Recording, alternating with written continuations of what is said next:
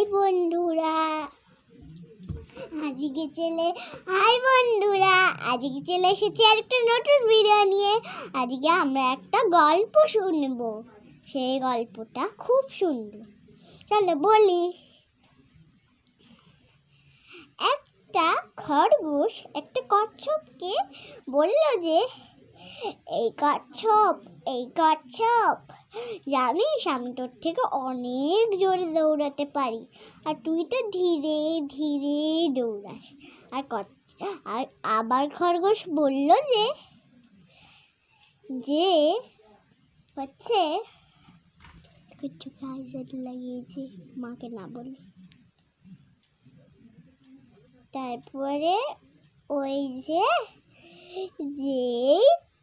ওই খরগোশটা বলল যে চলো আমরা দৌড়ানোর প্রতিযোগিতা করি। আর হচ্ছে বেচারা কচ্ছপ বলল যে আমি এই প্রতিযোগিতা পারবো না, অন্য কিছু খেলা যাক। কিন্তু খরগোশের আশা তো হচ্ছে ওকে পূরণ করতে হবে, তাই বলে হচ্ছে খরগোশ বললো যে না আমরা এই প্রতিযোগিতাই খেলবো।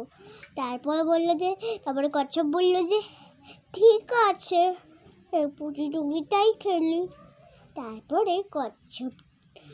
তারপরে হচ্ছে অনেক প্রাণী দেখতে আসলো সেই প্রতিযোগিতা দেখতে।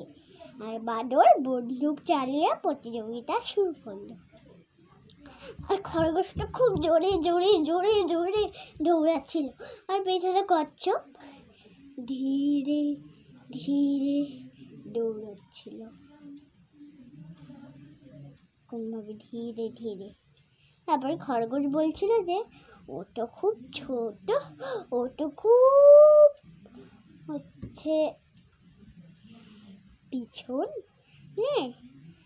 তাহলে ও তো আস্তে আস্তে চলে, আমি না একটুখানি এই বট গাছের তলায় ঘুমিয়ে।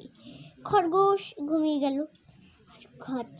কচ্ছপ খরগোশকে পার করে ধীরে ধীরে ধীরে ধীরে প্রতিযোগিতা জিতে নিল। তারপর সবাই তালি বাজালো।